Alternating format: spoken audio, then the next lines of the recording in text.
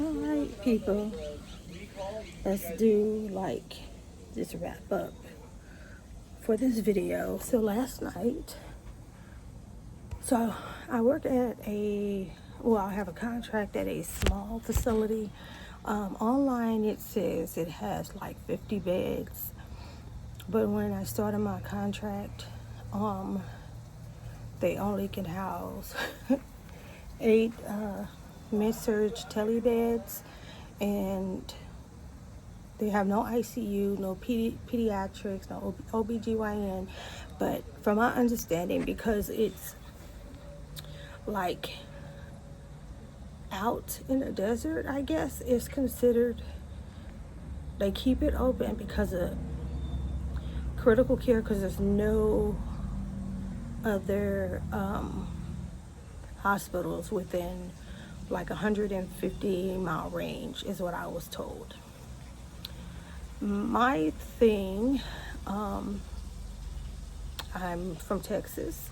My thing is, California do a lot of things that I'm not accustomed to as a nurse, as far as calling the insurances and getting pre-authorizations, calling the facilities if they have to be transferred to see if they have a bed available. All these things that they are asking the nurse to do, that's kind of like the case manager, social worker, or more of the case manager, I believe, role. And I kind of like a little bit have a problem with that, because you want me to. So if I want to be a case manager or social worker, I would apply for a job like that. We are expected to do the full, our full job as, nurses. They don't have a nurse aide, so the nurses do everything. There's no nurse aide. So on top of that, you want me to do social worker, case manager job, and it's just crazy. Some of the patients that they get there, honestly, I feel like that they admit there, they should not be admitted because they can't do certain things beyond a certain point. Like, for instance, I took care of a patient last week, and she came in for syncope. She's elderly, like was in her 70s, 80s, somewhere around there. The daughter stated that she had like a 45-minute seizure prior to coming here, and I'm like, there's no way, because no way, 45 minutes straight. She would be deprived of oxygen. She would be somewhat brain dead. But they said she has history, a new diagnosis of seizures. I asked her to explain it to me. When she would have these episodes, what would happen. And she told me, like, she would just pass out and her body would, start convulsing. So it sounds like a seizure, but, as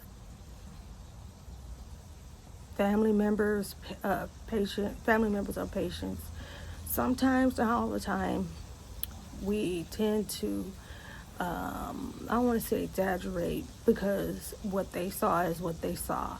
But in their minds, she's seen her having a convulsion. So I was like, okay, is she on any type of seizure medication? She was like, no.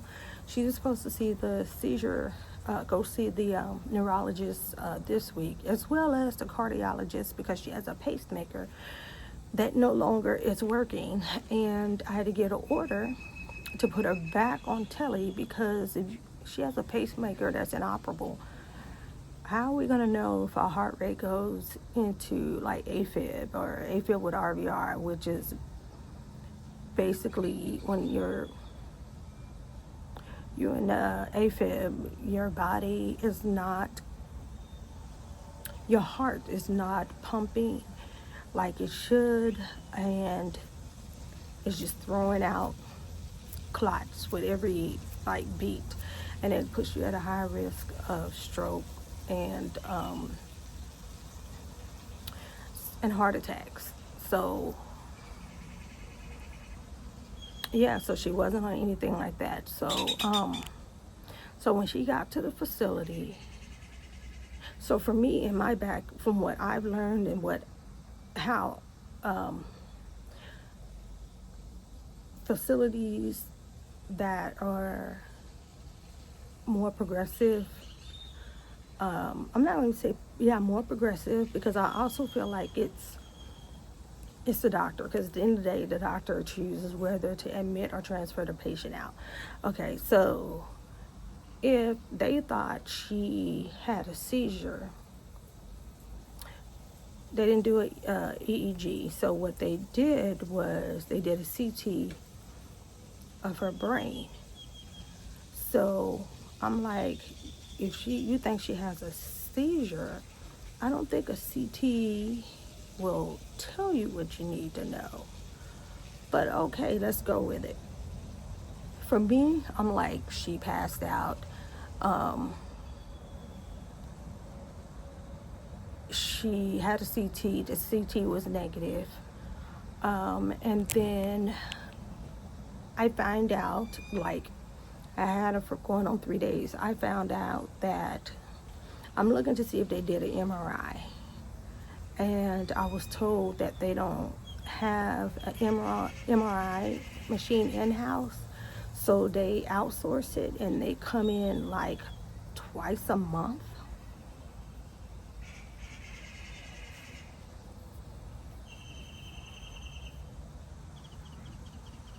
They come in twice a month, and to me that's a delay in care, because I'm thinking about strokes.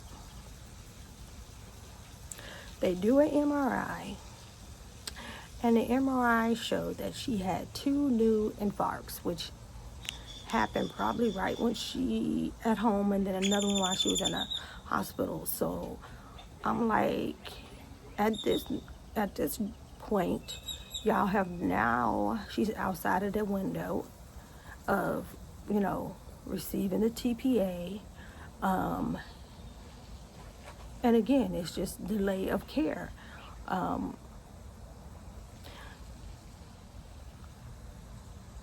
There's sometimes where, like last night, we had 2 patients. I had one, the other nurse had one.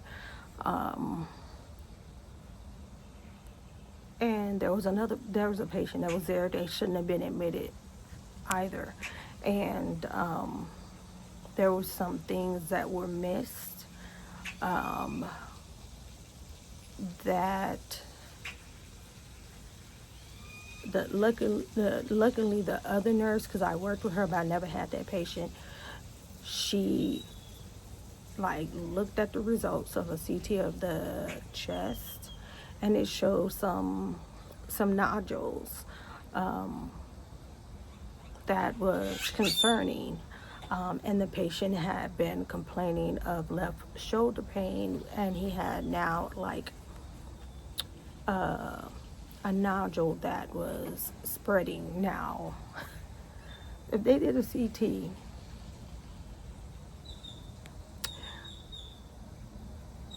if I'm not mistaken, the CT can tell you if it is a mass or if it's like liquid. And then for me, you can feel there was a hard mass. And these people went in yesterday to try to do an IND of this man's nodule and got no fluid. So once again, I'm kind of frustrated, because there are patients that shouldn't be admitted there. Like right off, they shouldn't be admitted there, and it's just a delay in care, and I don't like that. I don't want to be the reason, which I won't be the reason, but I kind of feel guilty that a patient issues has progressed due to the lack of care they're being given at that facility, because they can't provide that care, if that makes sense. Right? That makes sense, right? So I don't like that. And they've been, from my understanding, so I was off for 3 days, and in those 3 days they were trying to get him a bed, and apparently the nurses are required to call the insurance, get the pre-authorization, and then call the facility to see if there's a bed open. And from my understanding, every facility we have to call, you have to get another pre-authorization, which is taken away from the care I can give to the patient, because again, they have a social worker and the case manager, and the social worker, as I was speaking to her when I was leaving today, she, was like, the nurses are supposed to, call continuously throughout the day, throughout the night, every hospital. I'm not doing it. Because she said, that was a part of his plan of care, is to get him transferred. Well, he's been there for 3 days. And no, you're not supposed to tell patients or family members certain things, but when I feel like every day that he's there, he's not getting the treatment he needs, and finding out what is really going on with him, because he's at a hospital that can't provide the care. So me personally, I told the brother, like, if they don't have a bed for him tomorrow, I will ask to be discharged or leave against medical advice and take him to that hospital, and they will be forced to give him a bed, versus we sitting here going on 3 days without a bed. You're not supposed to do that, but like I said, for me, it's a delay in care, and we don't know what could be going on, because he had some other things going on, which is making me think possible cancer. And I don't know. The frustrations that I'm having with nursing is crazy, and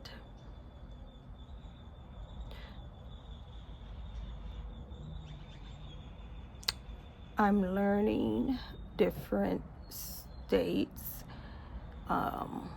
do different things, and I look at my state, which is Texas, and I'm like, we got it good. When I go to these other, states, I've been to Pennsylvania, I've been to Arizona. Arizona wasn't too bad. They just like giving drugs. I've been to, California. I've been to Iowa. Iowa wasn't too bad either. It was just some things that I felt like was dangerous. And for me, in the state I'm from, we have something called Lord, I can't even think of it right now. I can't think of it right now, but it basically is something to protect the nurse in that in a instance where she is giving assignment that a experienced or trained nurse can't even handle. So it's to help her be protected, safe harbor. That's what it's called, safe harbor. So we can call that, and it will protect our license. Now the thing with Texas, or the facilities don't want that, because it goes to the state, and the state is going to know why this is happening, or why we're working short or whatever. They don't like it. So a lot of times they fix it pretty quickly. But I'm just learning that working in other states is crazy. And I've only been to 1, 2, 3,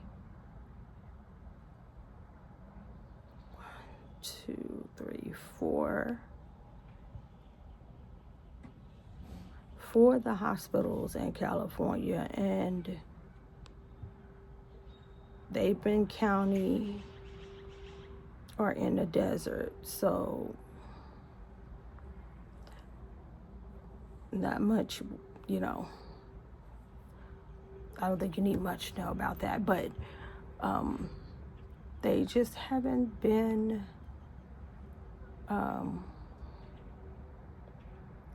good experiences that I've seen. They have a lot of subacute facilities, but where I'm from, we call them LTACs, but they call them subacute. But there is definitely a difference in the LTACs that I've seen in my state, in Iowa, in Pennsylvania. These people, these patients are, to me, they are, it's one or the other. Either they're like nursing home patients, they're not in their right mind, the family won't let them go, and no one likes to have that talk with them, or they are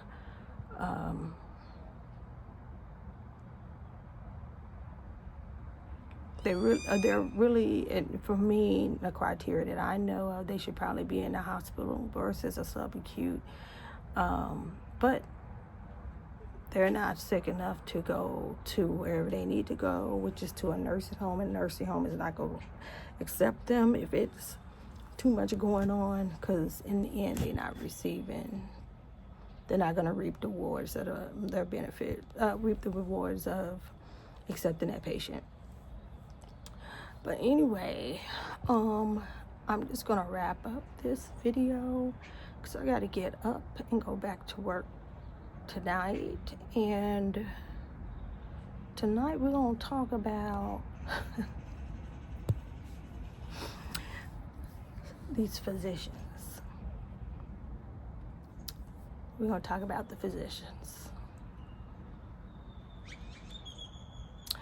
But I hope you guys are having a good morning. Like I said, I'm gonna go in here and take a quick shower and make a couple of phone calls and go to bed. So I will talk to y'all later when I get up and go back to work tonight.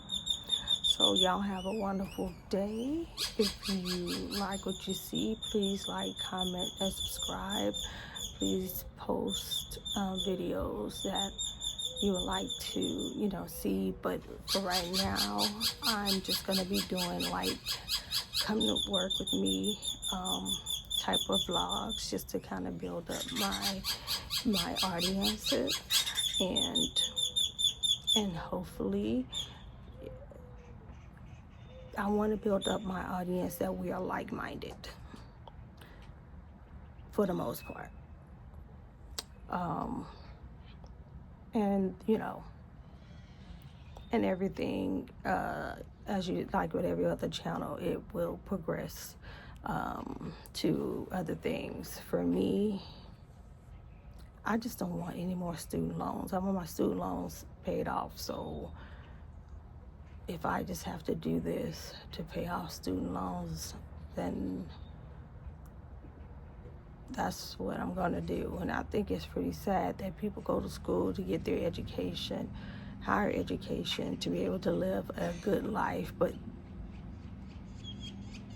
you can't really, because you have all these, student loans that, you have to pay. And that's another story for another day. But anyway, I'm going to end this. I hope y'all have a good day. I will see y'all later. Peace.